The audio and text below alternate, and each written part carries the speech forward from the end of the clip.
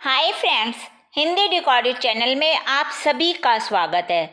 दोस्तों, आचार्य महावीर प्रसाद द्विवेदी जी का व्यक्तित्व बड़ा प्रभावशाली और उनका स्वभाव बड़ा सरल और उदार था।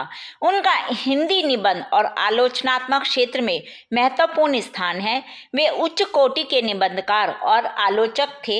उन्होंने सूर, कबीर, तुलसी आदि पर जो विद्वत्तापूर्ण आलोचनाएं लिखी हैं, वे हिंदी में पहले कभी नहीं लिखी गई। उनकी समस्त कृतियों पर उनके गहन विचारों और मौलिक चिंतन की छाप दिखाई देती है। दोस्तों, विश्व भारती आदि के द्वारा द्विवेदी जी ने संपादन के क्षेत्र में पर्याप्त सफलता प्राप्त की है। आज के अध्याय में हम इन्हीं द्विवेदी जी का जीवन और साहित्यिक परिचय पर चर्चा करेंगे। तो चलिए दोस्तों, शुरू करते हैं अपना आज का अध्याय और सबसे पहले जानते हैं आचार्य महावीर प्रसाद द्विवेदी जी के जन्म और उनके विषय में थोड़ा सा। आधुनिक हिंदी साहित्य के सुप्रसिद्ध निबंधकार और आलोचक आचार्य महावीर प्रसाद द्विवेदी जी का जन्म सन 1864 ईस्वी में उत्तर प्रदेश के रायबरेली जिले के दौलतपुर गांव में हुआ था। दोस्तों, उनके पिता का नाम पंडित राय सहाय द्विवेदी था और जो इनकी प्रारंभिक शिक्षा थी वो उनके गांव में ही हुई थी, गांव की पाठशाला में ही।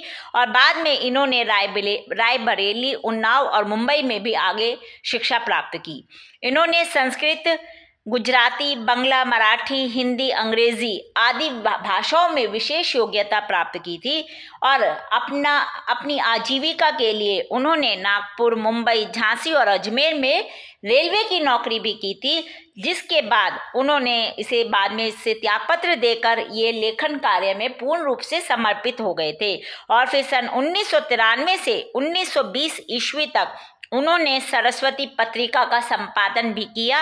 इस पत्रिका के माध्यम से इन्होंने हिंदी साहित्य के विकास और प्रचार में एक तरह से अपना महत्वपूर्ण योगदान दिया और साथ ही साथ खड़ी बोली को परिष्कृत और व्याकरण निष्ठ बनाने का, खड़ी बोली को एकदम परिष्कृत, शुद्ध रूप और व्याकरण से भरपूर बनाने का कार्य करते हुए इसे काव्य भाषा के रूप में प्रतिष्ठित करने का कार्य किया।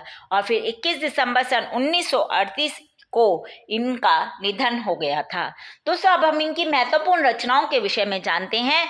इनका जो रचना संसार है द्विवेदी जी का, वो बहुत विस्तृत है, विशाल है। इन्होंने लगभग दोस्तों 300 निबंध लिखे और इनकी प्रमुख रचनाएं हैं कवि और कविता, साहित्य की महत्ता, हिंदी भाषा की उत्पत्ति, विचार विमर्श, अतीत स्मृतियां, विज्ञान वार्ता, अद्भुत आलाप, देशभक्ति की बात, मुक्त आत्माओं से बातचीत आदि। इन्होंने बहुत हर तरह की लेखनी में हर तरह का लेखन कार्य किया। इन्होंने वेणी संहार, कुमार संभव, रघुवंश, गंगा लहरी आदि ग्रंथों की परिचय देने वाली भूमिकाएं भी लिखी, जो कि विशेष उल्लेखनीय मानी जाती हैं। चलिए दोस्तों, अब हम इनकी कुछ साहित्यिक विशेषताओं पर चर्चा कर लेते हैं। हिंदी निबंध जगत में इन्हें युग प्रवर्तक माना जाता है।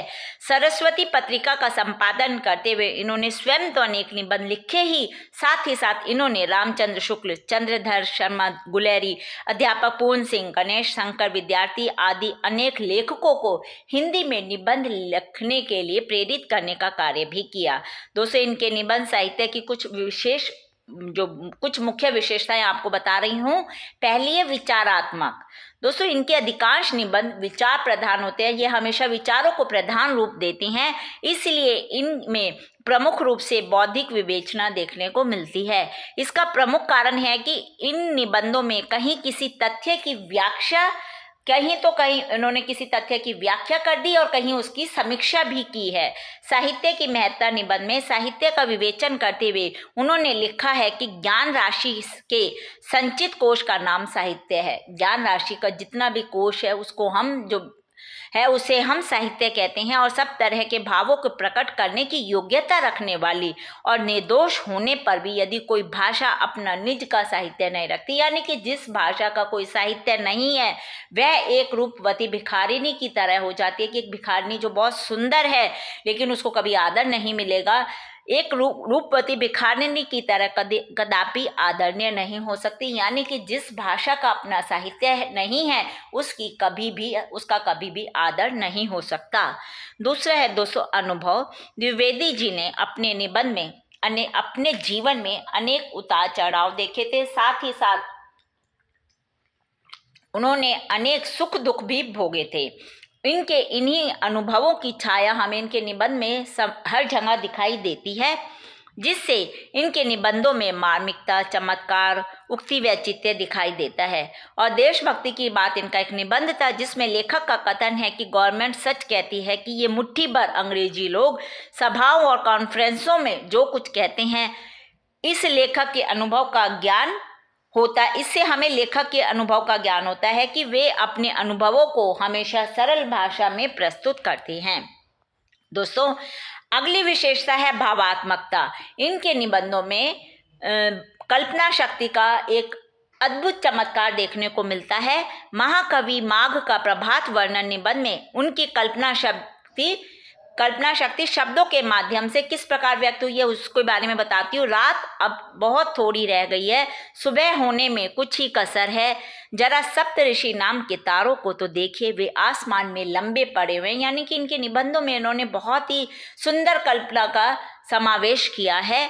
व्यक्तित्व, दोस्तों इनके कोई भी निबंध आप पढ़ेंगे तो इनके व्यक्तित्व की आपको छाप स्पष्ट रूप से दिखाई देगी। वे अपने व्यक्तिगत विचारों को व्यक्त करने में कहीं भी जरा सा संकोच नहीं करते हैं। हर बात को स्पष्ट रूप से कहना इनकी विशेषता रही है। इस प्रकार का निजीपन उनके कई निबंधों में हमें देखने को मिलता है। यथा, जहां बैठकर लिख रहा हूं वहां से ऊपर और नीचे पर्वत पृष्ठ पर देवदारू वृक्षों की सोपान परंपरा सी दिखाई दे रही है।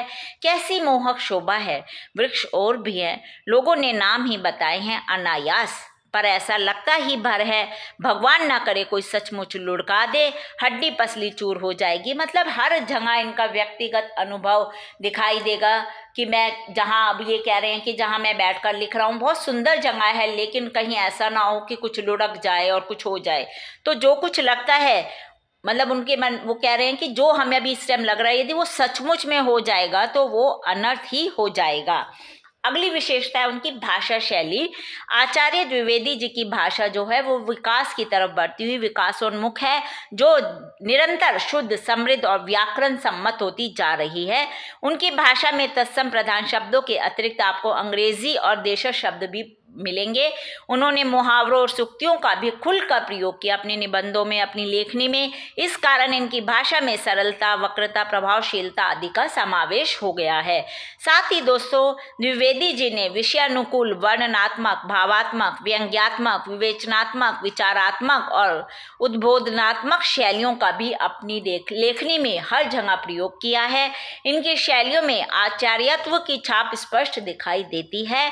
उनकी चिंतात्मक शैली में व्याख्यात्मक, आलोचनात्मक और तार्किक तीनों प्रकार की शैलियों के गुण विद्यमान है। यानी कि उनकी जो भी चिंतात्मक शैली उसमें आपको व्याख्या का रूप भी देखने को मिलेगा, साथ ही साथ इन्होंने जगह जगह आलोचनाएं भी की हैं और तर्क भी दिए हैं अपनी बात के पीछे।